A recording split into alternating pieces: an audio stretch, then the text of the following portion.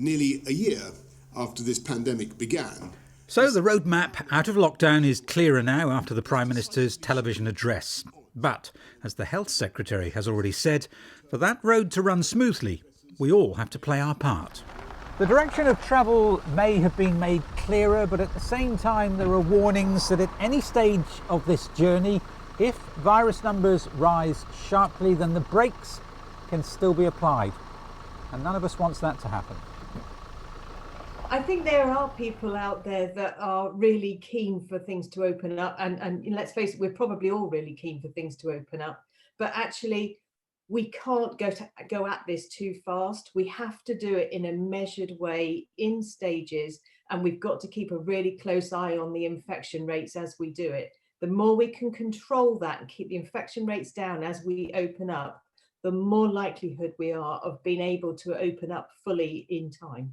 There is always a risk that people are going to get carried away. We've been cooped up, for want of a better phrase, for a long time now, and many people have really struggled with it. There is always a risk that people will start to let loose as things open up, but we really must try and avoid that. We've got to try and keep it under control, and we've got to try and open up in a measured way. So, at the risk of sounding repetitive, the mantra of hands, face, space is still so important. And remember that until the 8th of March, the rules don't change. We still need to stay at home unless our journey is essential. So, what are the new key dates? Well, from March the 8th, all schools will reopen. 2 people from different households can meet outdoors, and care home residents will be allowed 1 regular visitor. From March 29th, at the earliest, 6 people or 2 families will be allowed to meet outdoors, and outdoor sports facilities will reopen. From April the 12th, again at the earliest, non-essential retail and personal care, including hairdressers, will reopen. Hospitality outdoors will be allowed.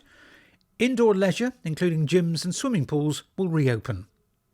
From May the 17th, 6 people or 2 families will be able to meet indoors, and most restrictions on meeting outdoors will be lifted, but gatherings must not be more than 30. Indoor hospitality will also reopen. And from June the 21st, again at the earliest, all legal limits on social contact will be removed, and the hope is to reopen all nightclubs and lift restrictions on large events. But every stage is dependent on tests being met, on vaccine targets, infection rates and new coronavirus variants. The vaccination rollout rolls on at a pace. More and more age groups are now having their first jab. But there is a danger that people who've been vaccinated will think they are somehow safe to get out there and mix with everyone. What we don't know yet is how good the vaccine is at preventing the transmission of the virus. So it's good at protecting us as an individual, which is great, but we've all got a responsibility also to protect each other, which means we have to make sure that we keep all of the face coverings going, the distance, and we keep on washing our hands on a regular basis.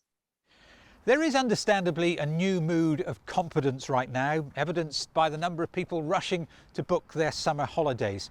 But confidence must not become carelessness. We all have far too much to lose. The restrictions, I know, have been tough. I'm fed up, I'm sure you're fed up too. But if we're irresponsible now, we risk damaging the road to recovery. I'll see you next week.